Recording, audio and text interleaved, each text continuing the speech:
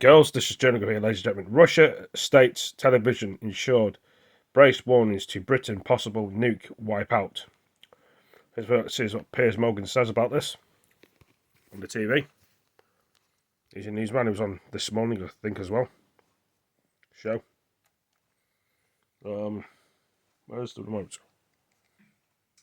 Russian state television have issued a brazen warning that Moscow could wipe out Britain with a nuclear tsunami in retaliation for supporting Ukraine, declaring there would be no survivors. In Britain, they seem to be rambling. Why do they threaten vast Russia with nuclear weapons while they are only a small island? Why do they play games? Another option is to plunge Britain into the depths of the sea using Russian underwater robotic drone Poseidon. The explosion of this torpedo close to Britain's shores will raise a giant wave, a tsunami up to 500 meters. This tidal wave is also a carrier of extremely high doses of radiation. Surging over Britain, it will turn what is left of them into a radioactive desert.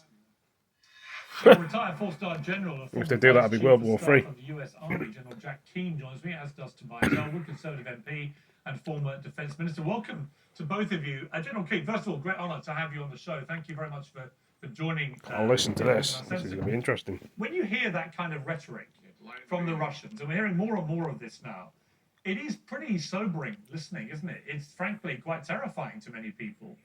When I interviewed President Trump earlier this week, he felt that America in particular should be using more bellicose rhetoric back, reminding them, the Russians, that America has just as many nukes as they do. What is your view?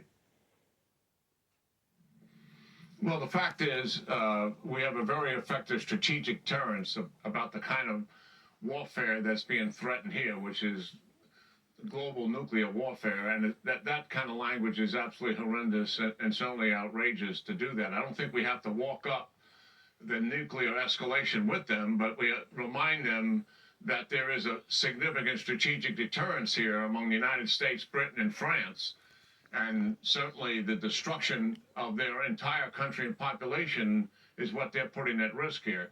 I think they clearly understand that. I think this is mostly trying to rattle your population as well as mine, and also impact our leaders. I think what's really troubling to them is the unanimity that the EU and NATO has really defined here, not just in getting better sanctions and improved sanctions, but most significantly is the arms and ammunition that we're providing to the Ukrainians. And certainly the backdrop here, Piers, is the fact that the Russians have largely been failing.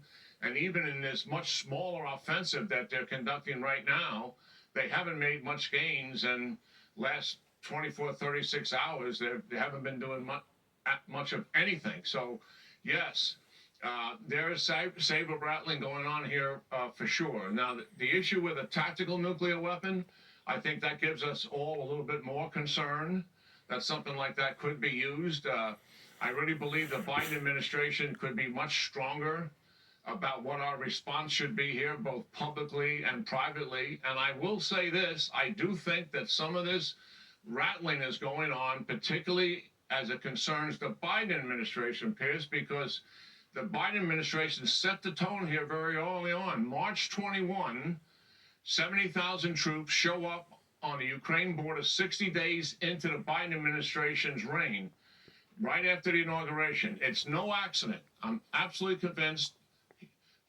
Putin is doing that to test this administration, which he believed would be weak, and there's an opportunity. Okay. The Trump administration had a scheduled deployment of arms and munitions in March of that year planned. Biden administration did not execute it and publicly stated the reason. Yeah. They did not want to provoke Putin. Yeah, I mean, Tobias Elwood, I felt... admitting Let me bring in fear. Tobias Elwood, General Keane, if I may. Tobias Elwood, I mean, I felt that one of the things that may have empowered Vladimir Putin to go into Ukraine, and President Trump said the same thing, was the very cack-handed, if not catastrophic, withdrawal of forces from Afghanistan. That looked like it was America in a form of surrender. What did you think of that? What do you think of where we are with this war? And actually, what does defeat look like now for Putin? Well, these are all great questions. Firstly, good to see General Keane. Pleased to share a platform with him. But yes, I think Putin has seen that over 30 years, in fact, the West has become quite timid. And our humiliation in departing from Afghanistan, I think, was the icing on the cake. That was the moment that he intended to strike. And we need to wake up that we are actually witnessing a turning point in our history. This isn't just about Ukraine. This is much, much bigger. This is about Putin taking advantage of complacency over 30 years as we've withdrawn back on our military capabilities. Putin is very much now alignment with President Xi, with China and Russia forming an axis and leveraging our timidity. What we're seeing at the moment, though, is an invisible invasion, as General Keane just implied. In contrast, incredible resilience and heroism from the Ukrainian forces themselves. But we haven't leveraged that. You know, Russia's ineptitude caught the West off guard. Remember, the US even offered to Zelensky a helicopter flight out. That's how they thought, how competent they thought Russian forces would be. But here we are, Ukraine doing an incredible job, Russia having to back away from Kiev, move around to Donbass. That is the moment when they're regrouping, rearming, they're starting to redeploy. That's when you launch a counterattack. But where is the West? Where is NATO to leverage that? The big question I pose to the West, indeed to Britain and the United States, is what is our objective? What are we trying to achieve in Ukraine? Is it to support Ukrainians to push Russia completely out of mainland Ukraine? Or are we content with some form of stalemate occurring over Donbass? We need to clarify exactly what our strategic objective is. Okay, I mean, look, these are good questions. Let me ask General Keane those questions. What do you think the West's objective is right now? And let me ask you also, General Keane, what is defeat for Putin and what is victory now, do we think? Well, first of all, I think we're very ambiguous about what our intent there is. We started out by just arming the Ukrainians, certainly, to likely deal with an insurgency because most people felt the regime was going to be collapsed. And then certainly the Ukrainians responded very positively, Russians responded very incompetently, and huge opportunity arose. It took the Biden administration far too long to make that transition and get them the weapons they needed. And finally, we're there. We are clearly doing that. I think the meeting that was held in Ramstein, where 40 nations showed up, 14 of them not European, with Secretary of Defense Alston and Chairman of the Joint Chiefs, the United States, Milley, that is significant. And what we have to do is continue that. In terms of the objective was never clear from the beginning, but now it has come much more into focus.